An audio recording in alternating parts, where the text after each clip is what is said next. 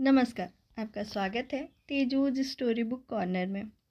आज हम चांदपुर की चंदा का भाग 7 या अध्याय 7 पढ़ने जा रहे हैं। तो आइए कहानी शुरू करते हैं। गांव का दक्षिण टोला, यही माटी और ईंट की खूबसूरत कलाकारी से बना एक और घर है। घर के आगे खूब लंबा चौड़ा दालान और दालान के आगे बाउंड्री वॉल से सटा एक बड़ा सा दरवाज़ा खड़ा है। कुछ साल पहले तक इस दालान की सुबह मानस की चौपाइयों से शुरू होती थी, दोपहर जवानों के रंगीन किस्सों से, और शाम होते होते छोटे बच्चों के खेल तमाशे शुरू हो जाते थे। अंधेरा होते ही नीम के पेड़ पर कोयल राम यमन गाने बैठ जाती, नन्ही गौरैया फुदकना भूल जाती, कबूतर न जाने किस देश से लौट आते। रात होते होते 3-4 कुत्ते इसकी रखवाली में भों भों करने लगते। इसके अलावा हफ्ते में 1-2 दिन ऐसा आता कि यहाँ पुराने नेताओं की गर्दन पर हाथ रखकर राजनीति के दांव पैतरे सिखाए जाते। नए नेताओं को राजनीति के खेत में सांड की तरह दाग कर छोड़ दिया जाता। गांव के प्रधान हो या ब्लॉक प्रमुख, जिला पंचायत अध्यक्ष हो या फिर विधायक सांसद, चुनाव के पहले सबको इस अखाड़े में हाजिरी देनी पड़ती। लेकिन जैसे किसी चीज़ की एक मियाद होती है, वैसे ही इस घर और दालान के सुनहरे दौर की एक मियाद थी। कहते हैं इस घर के मालिक जंग बहादुर सिंह के 3 लड़के इंजीनियर हो गए। गांव जवार में हल्ला हो गया, मास्टर साहब का तो भाग जाग गया रे। देखते ही देखते लोग अपनी बेटी ब्याहने के लिए इस दालान में दौड़ने लगे। तीनों की शादी खूब दहेज लेकर धूमधाम से की गई। तीनों के बाल बच्चे शहर में ही पढ़ने लिखने लगे और धीरे धीरे तीनों ने चांदपुर आना जाना बंद कर दिया। बेटी तो थी नहीं, अपनी पत्नी लीलावती के साथ चांदपुर में रह गए जंग बहादुर सिंह का शरीर रोगों से घिरने लगा। चश्मे के नंबर और दवाइयों के डिब्बे बढ़ने लगे। तभी हुआ एक बवाल। जमीन के एक टुकड़े पर कुछ देयात पट्टीदारों की नज़र टेढ़ी हो गई। जंग बहादुर सिंह को अकेला और बीमार समझकर पुराना हिसाब निपटाने का अवसर मिल गया। देखते ही देखते खेत के एक हिस्से और पट्टीदारों ने अवैध कब्जा कर लिया। मामला थाना, कोर्ट, कचहरी, लखनऊ होते हुए हाई कोर्ट तक पहुंच गया। लेकिन इस दालान के आशीर्वाद से नेता बने कुछ लोगों ने ना इसकी सुध ली, न ही जंग बहादुर सिंह का हाल चाल लिया। जंग बहादुर सिंह शरीर के रोग और देहात पट्टीदार दोनों से अकेला मुकदमा लड़ते रहे। 5 साल के मुकदमे में ज़मीन तो किसी के नाम नहीं हो सकी, लेकिन कोर्ट कचहरी में चक्कर काटने के कारण जंग बहादुर सिंह का गांव में एक नया नामकरण हो गया, मुकदमा बाबा उर्फ झांझा बाबा। आज वो इसी नाम से गांव में जाने जाते हैं। 6 फीट की ऊंचाई, खद्दर का कुर्ता और सदरी पहनकर पान खाने वाले 74 साल के बाबा की इज्जत कुछ ऐसी है कि रास्ते में खड़े लौंडे लफाड़े उनको देखते ही सावधान की मुद्रा में हो जाते हैं। बड़े बड़े लोग पान की दुकानों से हट जाते हैं। लड़कियां दुपट्टा ठीक करके मुंह बंद कर लेती हैं। औरतें पल्लू सीधा करके प्रणाम बाऊजी कहती हैं। लेकिन अपने घर में मत पूछिए। बड़े बेटे ने दिल्ली में घर बनवा लिया है, छोटे बेटे ने बेंगलोर में, और मंझिला बेटा मुंबई में घर लेने की तैयारी कर रहा है। पिछले साल गर्मी की बात है, बाबा अपने दिल्ली वाले लड़के के घर गए थे। साथ में पत्नी लीलावती भी थी। एक रात बाबा की तबीयत खराब हो गई तो बड़े बेटे सुधीर ने उनको समझाया, पापा अब अम्मा के साथ यहीं रह जाइए, ज़मीन के एक छोटे से टुकड़े के लिए कब तक जान देते रहेंगे। झांझा बाबा ने आंखें बंद कर ली और बिस्तर पर निढाल होकर गिर गए, मानो इन बातों का कोई खास असर न पड़ा हो। लेकिन कुछ दिन बाद दवाई का असर होने लगा। बाबा की तंदुरुस्ती लौटने लगी। चलने फिरने बोलने बतियाने लायक जैसे ही हुए कि वातानुकूलित कमरे उनको काटने लगे। 2-3 कमरों में सिमट चुका जीवन उनको धिक्कारने लगा। रात को बाबा ने एक भयावह सपना देखा कि कुछ लोग उनके घर को तोड़ रहे हैं, कुछ लोग दालान को। तभी जोर की तूफानी बारिश आ गई। बारिश में घर की दीवारें गिरने लगी हैं। सुबह होते ही कुछ लोग चौखट में लगी 100 साल पुरानी लकड़ी के लिए मारा मारी कर रहे हैं, तो कुछ लोग नीम के पेड़ को काट रहे हैं। नीम के पेड़ पर बैठी कोयल रो रही है। उसके आंसू पोंछने के लिए न गौरैया बची है, न ही कबूतर। मानस की पोथी और तुलसी जी की माला को कुत्तों ने नोचना शुरू कर दिया है। बाबा की झट से नींद खुल गई और ऐसी ही खुली कि 4 दिन नींद नहीं आई।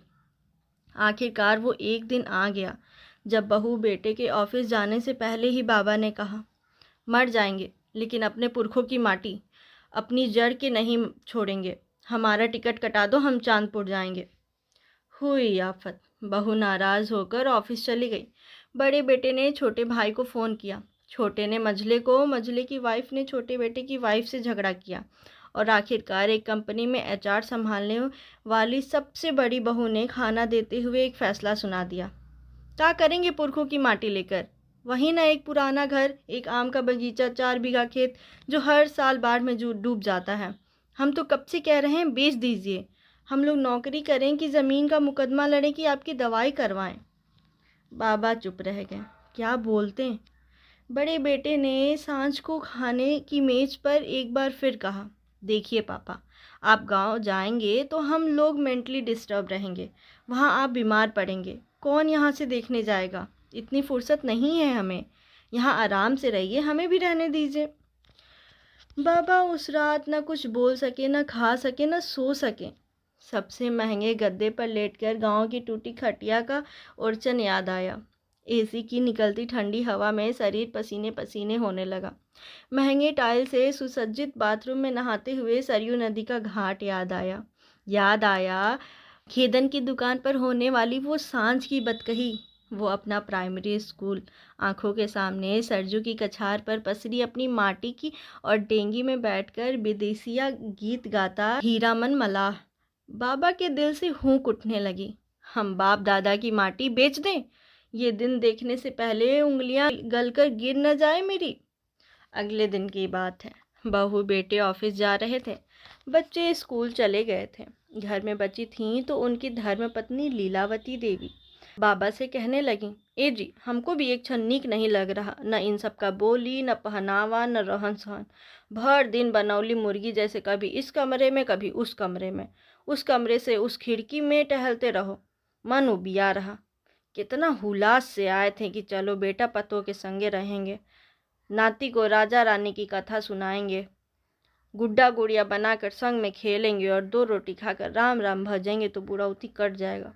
लेकिन ये सब तो कंप्यूटर पे कहानी सुन रहे हैं, उसी पर खेला खेल रहे हैं।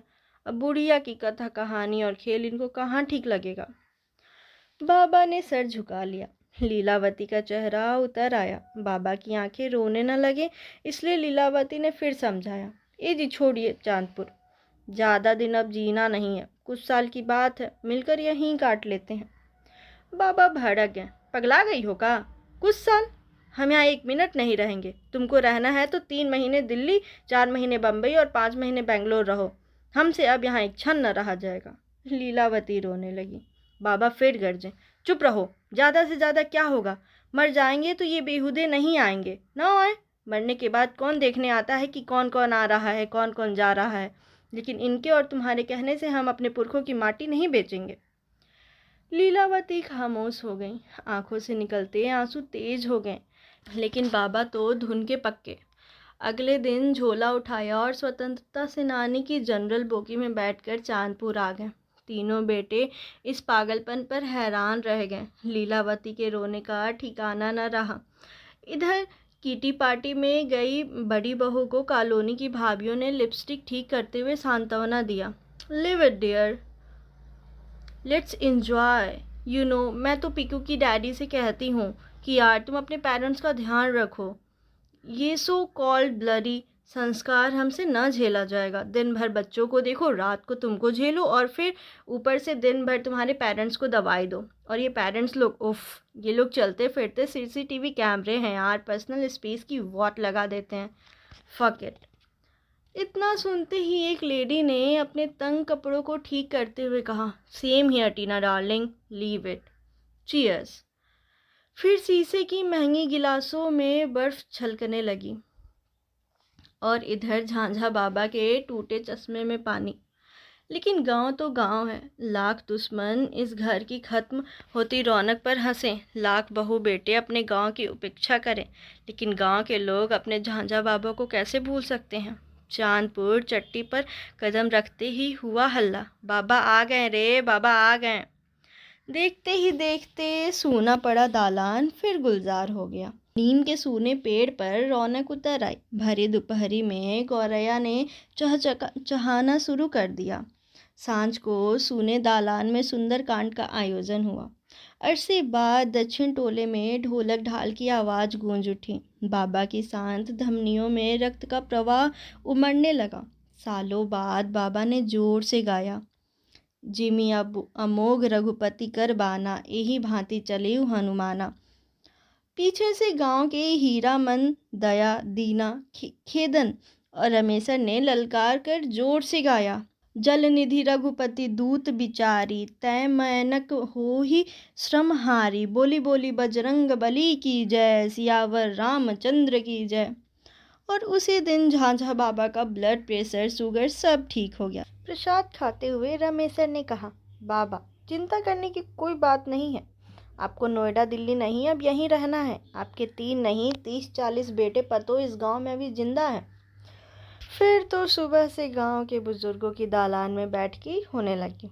किस्से और कह-कहों का दौर चल निकला। नीम पर कोयल लौट आई। कबूतर और गौरैया ने अपने घोंसलों को सजाना शुरू कर दिया। बाबा आज पतों ने पकौड़ी छाना है। बाबा आज दाल पिठौरा खा लो। बाबा लीजिए आज मालपुआ बना है।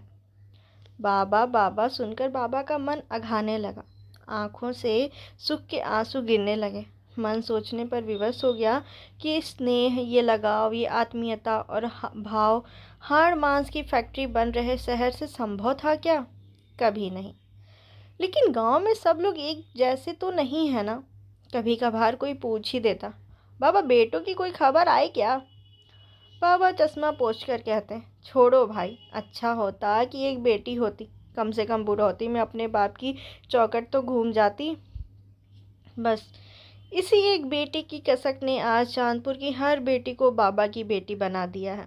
किसी जाति की लड़की की शादी हो, पेंशन आए या नहीं आए, कोई चिंता नहीं। कोई बस कह दे कि बाबा आज वर देखने जाना है, तो बाबा हाजिर, चलो चलो।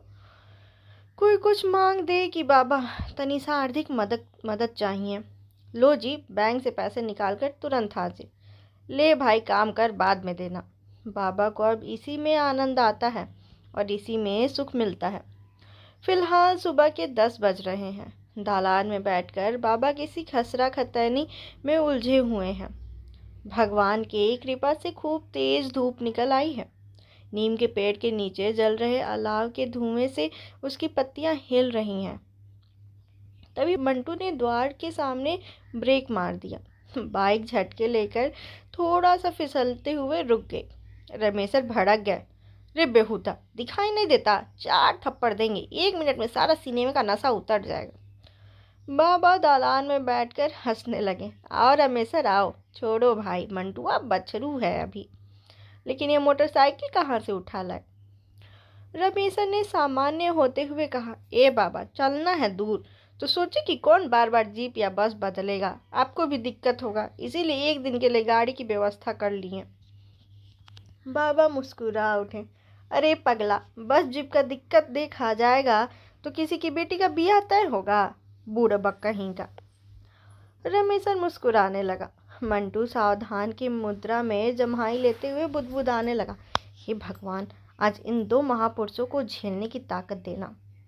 इधर बहुत देर तक सोचने के बाद बाबा बोले, ए रमेशर, का बाबा, देखो सिकंदरपुर में एक लड़का है, बीएड करके कोचिंग पढ़ाता है, घर का अकेला है, 1-1.5 बीघा खेत है, गांव समाज में इज्जत है, क्या पता राम जी की दया हो, गुड़िया के भाग्य से नौकरी लग जाए।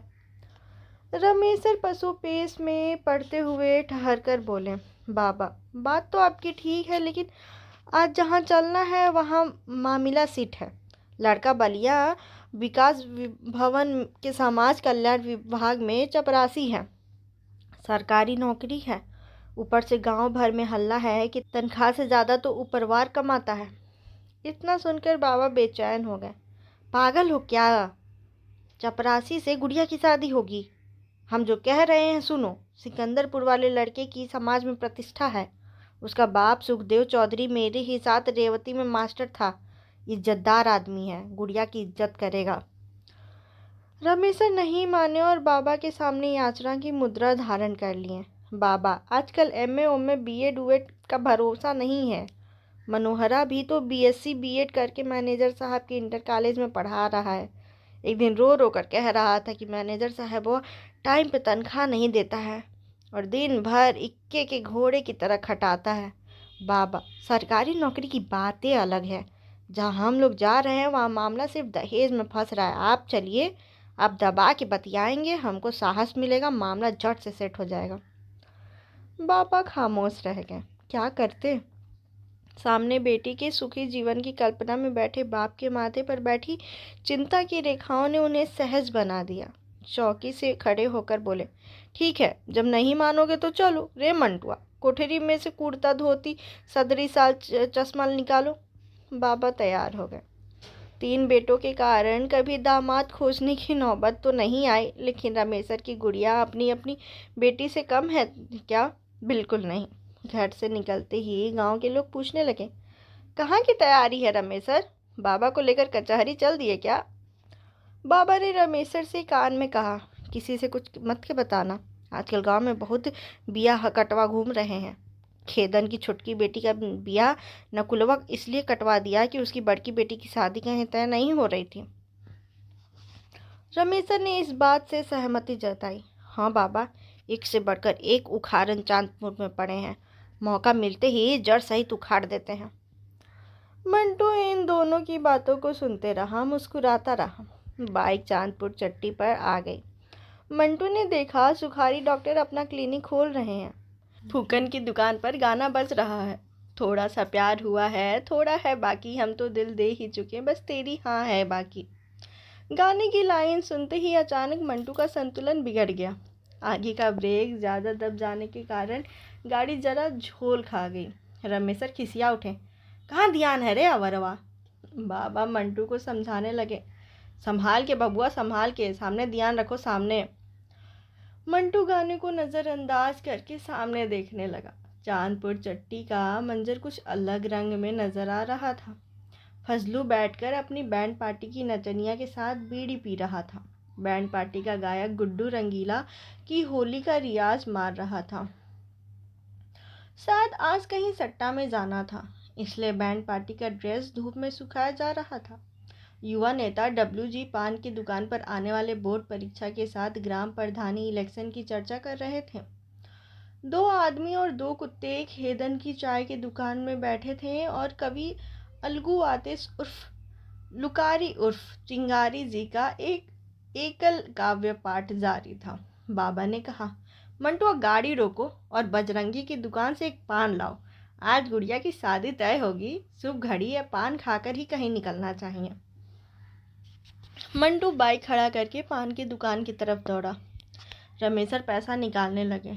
जा रे, बाबा के लिए पान ले आ। बाबा इस बात से नाराज हो गए। पगला गए है का? अब तुम पान का पैसा दोगे जंग बहादुर सिंह को? बुरबक, गुड़िया हमारी बेटी नहीं है क्या? रमेशर मुस्कुराकर रह गए, मानो ये आश्वस्त न हो कोई संजीवनी हो जो मुरझाए मन को जिंदा कर रही हो। मंटू दौड़ा दौड़ा पान लेने चला गया। तभी बाबा ने रमेशर के कान में कहा, ए रमेशर। हाँ बाबा, हम सुखरिया डॉक्टर की गांव में बड़ी शिकायत सुन रहे हैं। कहा तो इन नन्हकुआ को बो से फंस गया है, सही बात है क्या? रमेशर पास खड़े एक कुत्ते को पैर से खदेड़ते हुए बोले, बाबा, घोर भट युग चल रहा है। नन्हकुआ जब से फरीदाबाद नौकरी करने गया है तब से नन्हकुआ वो प्रधानी चुनाव की तैयारी में लगी हैं। तभी से धुआं उठ गया है, बिना आग के धुआं तो उठता नहीं है। बाबा बोले, जो भी हो, लेकिन सुखरिया का रहन पहले से भी ठीक नहीं था। ये तो जवार जानता है कि लंगोट का ढीला आदमी है। पहले भी जहाँ क्लिनिक खोला था वहाँ एक सेठ की छिनार पतों का ब्लाउज खोलते हुए पकड़ा गया था। बड़ी मार मारे थे सब। रमेशर ने सहमति जताई। बाबा, बात तो सही है, नन्हकुआ वो भी कम रंगीली थोड़े हैं, बिना लिपस्टिक लगाए तो गोबर भी नहीं पाती हैं।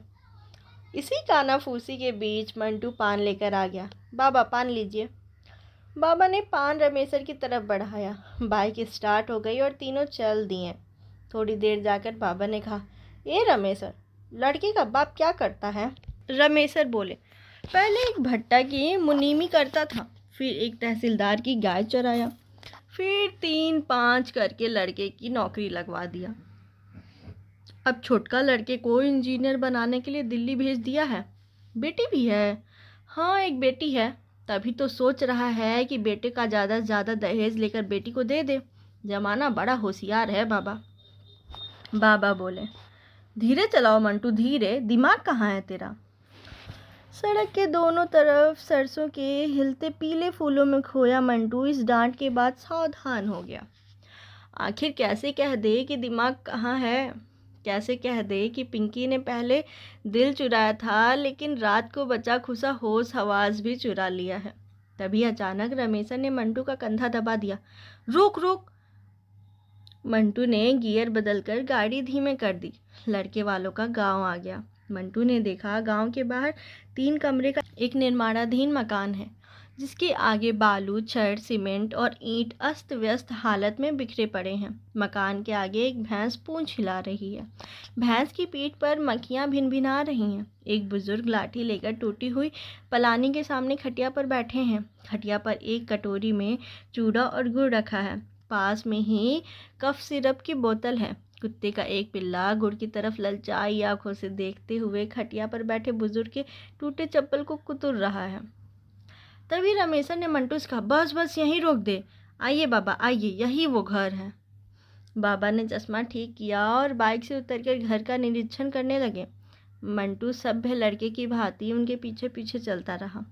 इधर आगे आगे चल रहे रमेशर ने ऊंची आवाज में पूछा, पाए लागी बाबा, दीनानाथ जी हैं क्या? हम लोग चांदपुर से आए हैं। बुजुर्ग के कानों तक आवाज़ जाती इससे पहले एक व्यक्ति फटी हुई गंजी और लुंगी पहनकर घर से बाहर निकल आया। कुर्सी लिया और रे परदुमना। आइए आइए रमेशर जी, सुबह से आपका ही तो इंतज़ार कर रहे थे। कुर्सी आ गई। लकड़ी की टूटी कुर्सी में उलझी धोती को ठीक करते हुए बाबा बैठ गए। ठीक सामने एक टूटी खटिया पर रमेशर और मंटू को भी जगह दी गई। दीनानाथ जी, इनसे मिलिए, ये हमारे गांव के जंग बहादुर सिंह जी हैं। लोग इनको झांझा बाबा कहते हैं। आप प्राइमरी स्कूल में हेडमास्टर थे। 3 लड़के हैं और तीनों दिल्ली, बम्बे, बंगलोर में इंजीनियर हैं। मेरे अपने बाबा जब जिंदा थे तब से इनके परिवार का सहयोग हम सबको मिलता रहा है। दीनानाथ जी ने बाबा के सामने हाथ जोड़कर कहा, प्रणाम बाबा। तब तक रमेशर की नज़र मंटू पर चली गई। और इनसे मिलिए, ये हैं गुड़िया की मौसी के लड़के शशि कुमार। इस साल इंटर की परीक्षा देंगे। गोड़ लागो बाबूजी का। मंटू सबके पैर छूने लगा। दीनानाथ मंटू का औचक निरीक्षण करने लगे। तब तो ठीक है, स्वकेंद्र में नकल तो खूब हो रहा है। जब तक मुलायम सिंह जी हैं, खूब बढ़िया मेरिट बनाओ बबुआ। मेरिट बनाकर ही आज हमारे साड़ू का लड़का इंजीनियर हो गया है। उसके ब्याह के लिए 8 लाख दहेज, 4 चक्का गाड़ी लेकर लोग उसके दरवाजे पर खड़े हैं, लेकिन हमारे साड़ू 12 लाख से 12 पैसा नीचे लेने को तैयार नहीं है। रमेशर ने चेहरे पर बनावटी मुस्कान लाकर कहा, हाँ, अब इससे कम क्या चाहिए? आजकल 1 लाख और एक गाड़ी तो सफाई कर्मी मांग रहे हैं। मिलिट्री पुलिस वाले 5 लाख, मास्टर साहब हो गए हैं तो 10 लाख और डॉक्टर ऑफिसर की तो बातें छोड़िए। दीनानाथ ने प्रतिवाद किया, लेकिन भाई साहब, इंजीनियरिंग की पढ़ाई में बड़ा खर्चा है। कम से कम 10-12 लाख न मिले तो क्या फ़ायदा ब्याह करने से। झाझा बाबा को इंजीनियर और दहेज के फ़ायदे की सुनने में ज़रा भी दिलचस्पी नहीं हो रही थी। थोड़ी देर रुककर पूछे, ये भैंस कहाँ से खरीदे हैं दीनानाथ जी? जी, कार्तिक में ददरी मेला से। जब बाबूजी ठीक ठाक थे तो 5-6 भैंस रखते थे, लेकिन हम अकेले हैं, क्या करें, यही एक भैंस है बस। बाबा बड़े गौर से भैंस को देखने के बाद बोले, खूब नीमन बाट है, गर्दन पर भी जम रही है। जी बाबा, 4 किलो सांझ सवेरे दूध देती है। इसी बीच 2-3 लोग कहीं और से आ गए। दीनानाथ जी खड़े हुए और सबसे परिचय कराने लगे। रमेशर जी, ये हमारे चाचा के लड़के हैं, मोहन चौधरी। हावड़ा में कपड़े की दुकान है, 2 गो ट्रक चल रहा है। इनका भी एक बेटा इंजीनियरिंग पढ़ रहा है। पैलगी हुआ। सबने कहा, आइए मोहन जी बैठिए। तब तक बिस्कुट पानी आ गया था। रमेश पानी पीते हुए बोले, अब काम की बात की जाए, बहुत टाइम हो गया है। चांदपुर जाते जाते तो गाय गोरू का समय हो जाएगा। पंडित जी को बुला लीजिए। दीनानाथ बोले, पहले लेन देन तो तय हो जाए, फिर शायद पर विचार किया जाएगा। लेन देन का नाम सुनते ही झांझा बाबा ने हस्तक्षेप किया।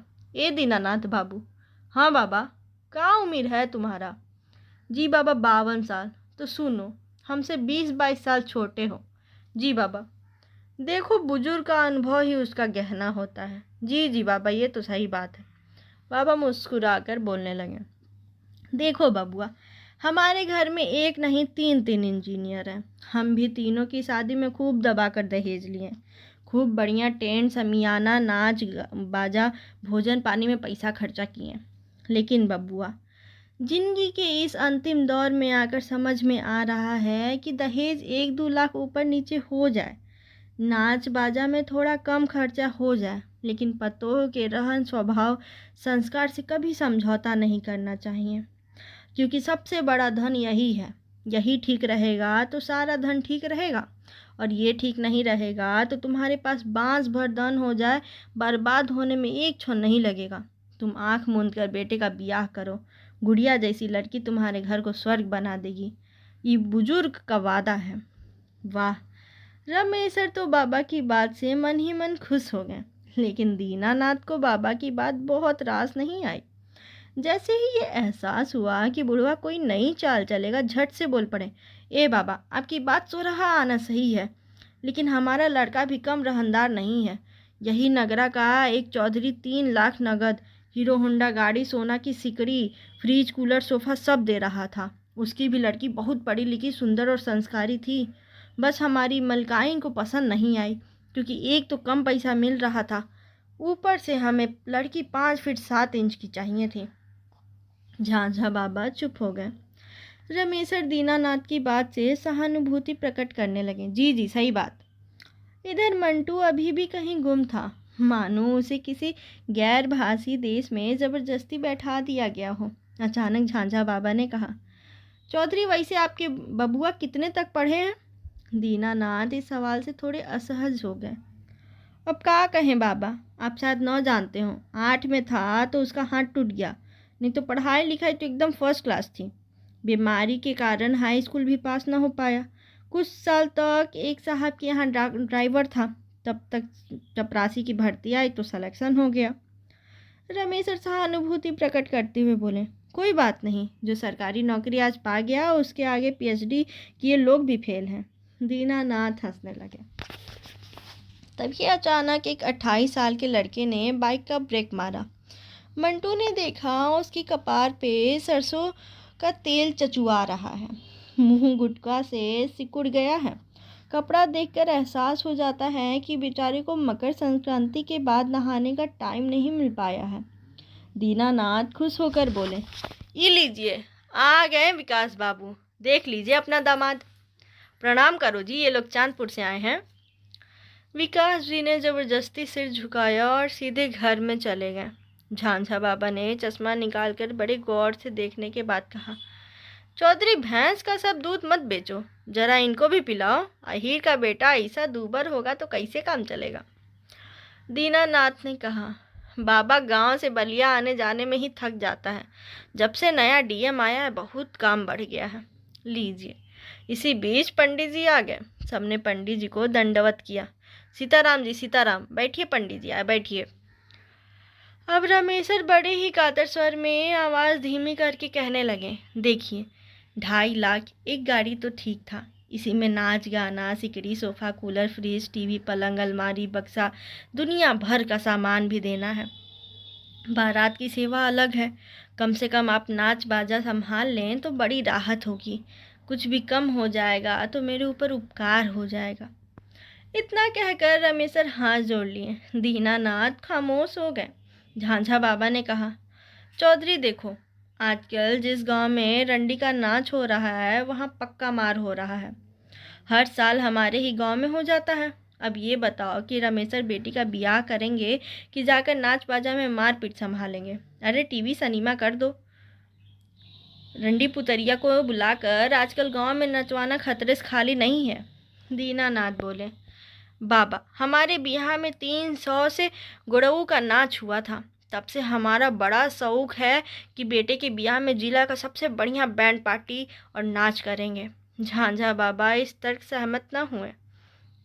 सुनो दीनानाथ और रमेशर, न तुम्हारा न इसका, बीच का रास्ता निकालो। 2.25 लाख फाइनल, नाच का बोझ मत डालो। चांदपुर में इतना लौंडा लफाड़ी है कि फजलुआ का नचनिया हर साल भाग जाता है, तो रंडी का नाच कौन संभालेगा? बवाल होगा तो भुगतना तुम दोनों को ही पड़ेगा। बड़ बुजुर्ग की बात भी माननी चाहिए। इतना सुनते ही रमेशर ने अपनी पगड़ी को दीनानाथ के पैर पर रख दिया। बाबा की बात मान लीजिए। दीनानाथ जी, मेरी बेटी अब आपकी बेटी है।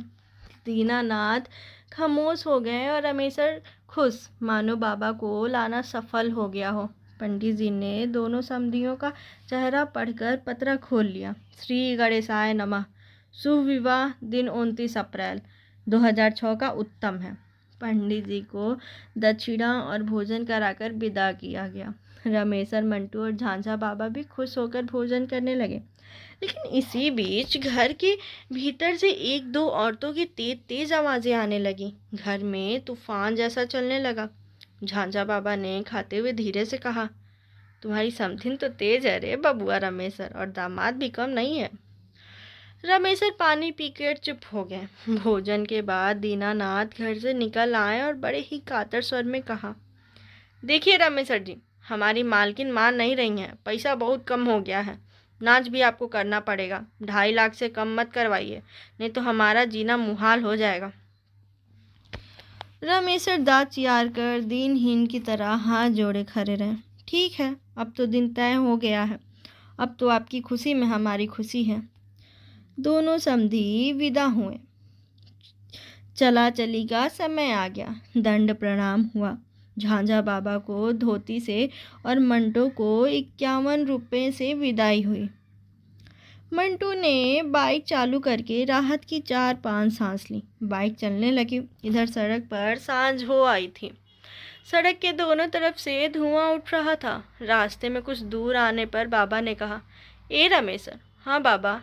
दीनानाथ चौधरी तो मेहरारू के कंधे पे बंदूक रखकर फायर कर दिया रे। रमेशर हारे हुए जुआड़ी की तरह हंसने लगे। ए बाबा, खेल खत्म हो गया तो ज़्यादा क्या सोचना, चलिए जो होगा देखा जाएगा, अब 29 अप्रैल का चिंता किया जाए। मंटू के दिल में 29 अप्रैल मचलने लगा। देखते देखते चांदपुर चिट्ठी करीब आ गई। मंटू ने देखा सुखारी डॉक्टर की दुकान पर बुखार के मरीज और फुकन की दुकान पर कुछ दिल के मरीज जमा हो चुके थे। उसने गियर बदलकर 2 नंबर लगा दिया। फुकन की दुकान पर गाना बज रहा था, सांसों की ज़रूरत है जैसे ज़िंदगी के लिए, बस एक सनम चाहिए आशिकी के लिए। और इस कहानी का भाग 7 यहीं पे ख़त्म होता है। अगर आपको कहानी अच्छी लग रही हो तो वीडियो को लाइक ज़रूर करें और अपने दोस्तों के साथ शेयर करें। आगे की कहानी सुनते रहने के लिए हमारे चैनल को भी सब्सक्राइब करें। बहुत बहुत धन्यवाद।